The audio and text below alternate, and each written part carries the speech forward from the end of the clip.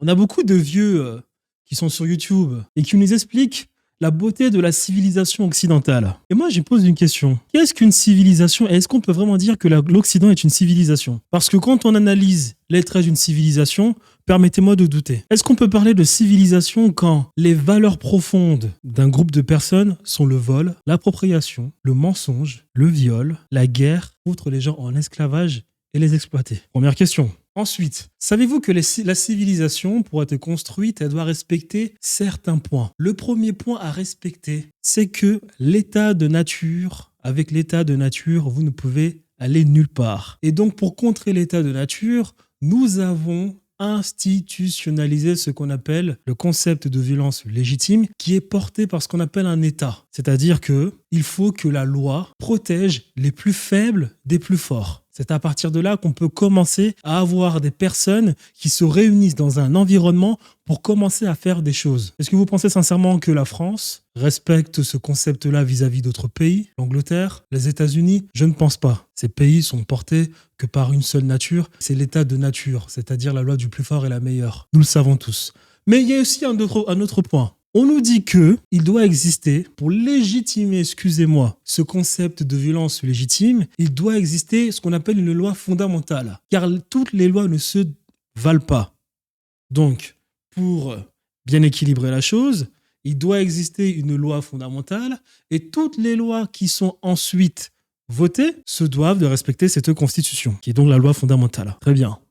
On peut dire que très récemment, il y a 200 ans, 300 ans, ces pays ont essayé de mettre en place des constitutions. Or, il y a quelque chose de très important. Le troisième point est le suivant.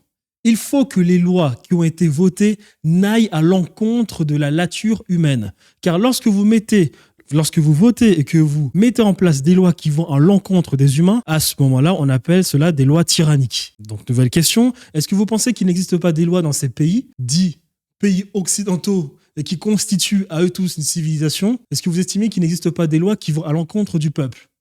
On peut en citer plein des lois, je pense, comme la loi Sapin 2.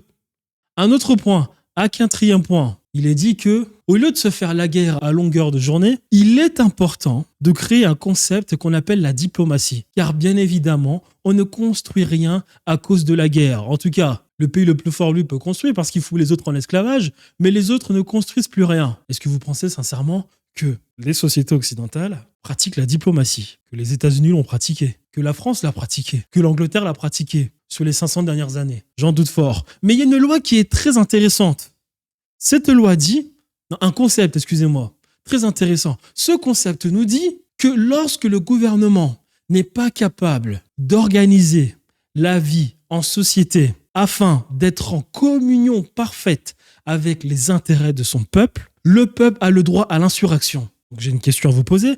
Pensez-vous sincèrement que les gouvernements aujourd'hui travaillent pour les intérêts de leur peuple? Donc à partir de là, est-ce qu'on peut considérer ces pays constituer une civilisation quand on fait la guerre sans arrêt aux autres? Quand on met en place des écoles, pas pour enseigner les gens, mais pour les transformer en bons petits soldats? Quand on ment absolument sur tout, les origines des pays, ce qu'on a fait dans le passé et ce qu'on fera dans le futur, est-ce qu'on peut parler de civilisation quand vous avez une république qui a mis tout en place à l'école pour apprendre aux Français à détester la monarchie et elle, continuer de s'auto-légitimer? Parce que vous vous doutez bien que si vous connaissez l'histoire par cœur de Napoléon, c'est parce que Napoléon allait à l'encontre du narratif de la monarchie. Un peu comme Voltaire d'ailleurs.